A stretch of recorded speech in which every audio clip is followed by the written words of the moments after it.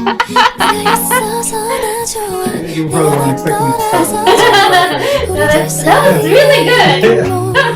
We were talking yesterday and I told you, hey, we're like, do it. Yeah, that's Go great. for it. That's great. Let's do it. So, yeah, very easy. Yeah. Amazing. So let's get it started. Yeah. Good morning, everyone. Welcome to the Cloud Morning Show. And today we're having a very special episode because we do have a very special guest. Thank you. So I prepared a huge introduction on Daryl, but I sincerely cannot describe him as much as he is going to describe himself. All right. Well, for the complete story, or more of a complete story, we have a video up online of how my path to become a developer advocate is, and you can find that on the Google Cloud Tech channel.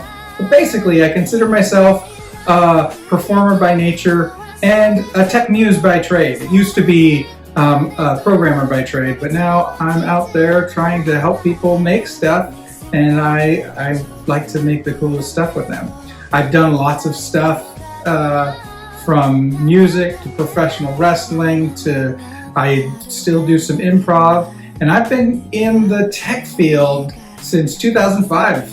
I've worked for a lot of small companies, but then I've also worked for Amazon Game Studios, and I worked on Kindle for Android, and then I worked on Android Messages and Google Podcasts, and now I'm here in the cloud, helping people find out about how to make stuff in the cloud. And that's really impressive, Daryl. So Daryl has been working in technology for almost 20 years. Gosh, yes, almost Right? 20 years. Almost 20 years. And you have also been doing improv for almost 15 years. Mm-hmm, mm-hmm. Can you tell us how improv helped you in your career in technology? Well, I think it's been really, really nice for the creative aspect of technology, whereas I think people sometimes miss all the ways that technology is creative. Sure, there's the creative way of making an idea at the beginning, but there's also all the troubleshooting and problem solving is a very creative process. At least when I'm doing it, I feel like I'm in the same creative space to like solve problems. It's not, you're, especially in development, sometimes you're like, I don't know why this isn't working, so your brain has to go odd directions and stuff like that. But also working, tech is a people thing. Absolutely. You know, it's all about the people you meet along the way, and so improv has really helped me in connecting with people and having fun with people, so that people hopefully feel very comfortable around me, is my hope. Absolutely. And we just had an event in Toronto and we had so many developers. And today's our episode is mainly about developers and how to help them improve their productivity. And I felt the energy with Daryl and how everyone was comfortable around you. Usually when we speak about technology, some people get scared and they don't understand it. But when you complement it or add laughs to it or improv, you make it fun, you make it easy. So today, hopefully, and I'm sure you will do this successfully, let's try to simplify generative AI for developers in a very simple way. Okay. Yeah, simply I would put generative AI is really sort of a creative tool. Like, it's an extension of yourself. So it doesn't do anything by itself, like just sitting there. It really takes your input and turns it into something. And I think it's something that people who maybe have never really scratched their creative itch, working with it a lot more and more will get more and more creative. And then people who are already very creative can have a lot of fun with it as a tool to help them with whatever they're doing, whether it's tech-based stuff like coding and developing, or even some of the generative AI stuff that's just about, how to be more productive during your day, or with this tool or that tool. You can really ask some good questions. Absolutely. And Daryl, I personally use generative AI on a daily basis in everything. Even for my personal life, sometimes I get ideas about what I would like to cook. Sometimes I just make a plan on how I'm going to work out. It is a magical tool, but today's focus is going to be about developers. And I am pretty sure that there are some developers out there who still do not put their hands into generative AI, and they don't know how they can leverage it for their benefit. So is there anything that Google Cloud that you think developers should know about Google Cloud bringing to the table for developers to increase their productivity?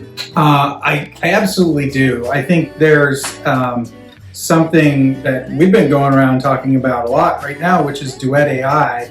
Is just, I know when I first heard about it, I'm like, there's been a lot of hype around AI, and as optimistic as I am, I'm also, somewhat like, oh, wait for the hype to die down. But then somebody had me, why don't you take a look at this and see what you can make with this? And I got it right away, and I was like, wow, I was able to pretty quickly get it to help me connect to a public API and be up and running with a very simple app in like less than an hour of just trying stuff. Somebody showed me a few things. I'm like, I'm going to see what I can do, and I had something up and running, and I've actually turned that into a video that's online of how to make stuff with Duet AI and use it to make an app that connects to a public API. I forget what it's called, but we'll put the link. I'll make sure to get you the link. But yeah, and it's just my love for it as a productivity tool to keep me in the zone is really just grown since then, because that's what I notice more and more is how little I have to leave what I'm doing, or how it makes context switches much softer, so that my brain doesn't have to like completely stop what it's thinking about and think in a different way. If I'm trying to solve some sort of problem, to fix some code, or write some boilerplate, or write a test, all things that cause me to stop, slow down, and it's less enjoyable. And honestly, if you're not enjoying yourself, it's hard to be in that flow state. Absolutely. Yeah. Absolutely. Can we talk about one use case maybe for developers that they can start using generative AI for today? And how can they do it? Today, I think anybody can go in, and if you've got a Gmail address, and just about everybody does, you can go to gemini.google.com and start using that and seeing what you could do, whether it's a daily task or whether it's writing code or converting code or something like that, to get you an idea of what generative AI is.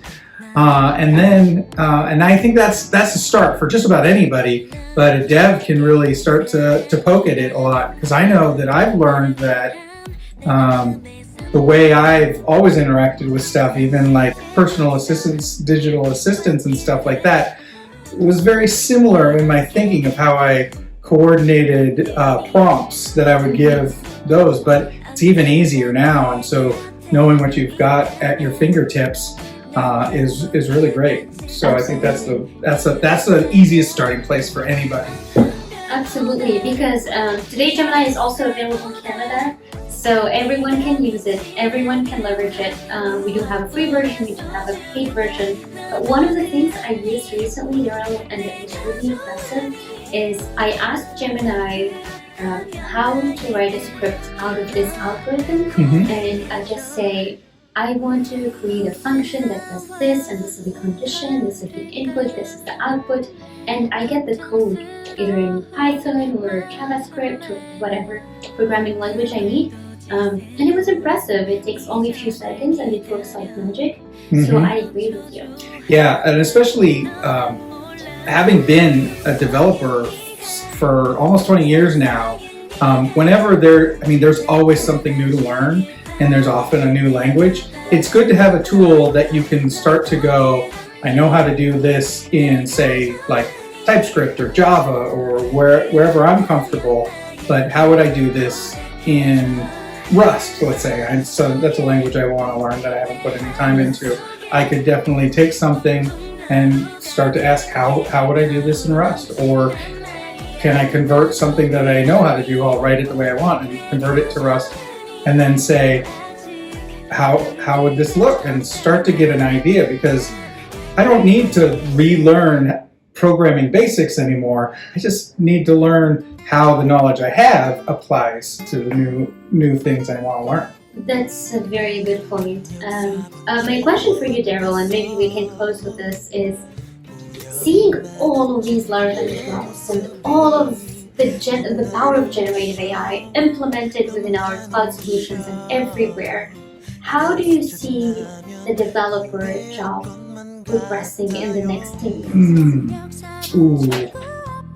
I really think it's going to come down to progressing in the realms of creativity, because I think, and it's about creativity from the realm of like mixing new ideas together, because I think that all this AI is good, but it's still, very specific to certain use cases. We're getting better and better, but at some point, I really want developers to start having systems cross-reference each other in ways that can be extremely useful for people. I think we all hope for that Star Trek future where the computer, you could just ask it something, it understands the context and the context for the past 600 years of something. Oh, wow. And it can give you an answer for that. And while that Star Trek future may not be coming anytime soon, it's still something that I think we all dream of, and it's worth going for. And I think creativity is the way there. 100%, Daryl. Well, it was such a pleasure having you here. I was so happy to have you in Toronto, for you to come here and facilitate our event and to do this interview. Thank you so much for coming, and thank you for sharing your insights with our developers in Toronto and in Canada. Yeah. Oh, absolutely. I was so happy that you had this to invite me to, because this is something I love doing. So thank you very much for inviting me, and I hope to be in Toronto again, and hopefully we can do this again. That's my absolute pleasure, and I'm sure that we will do another of many episodes again. And welcome to Toronto! Thank you! Bye-bye! Bye!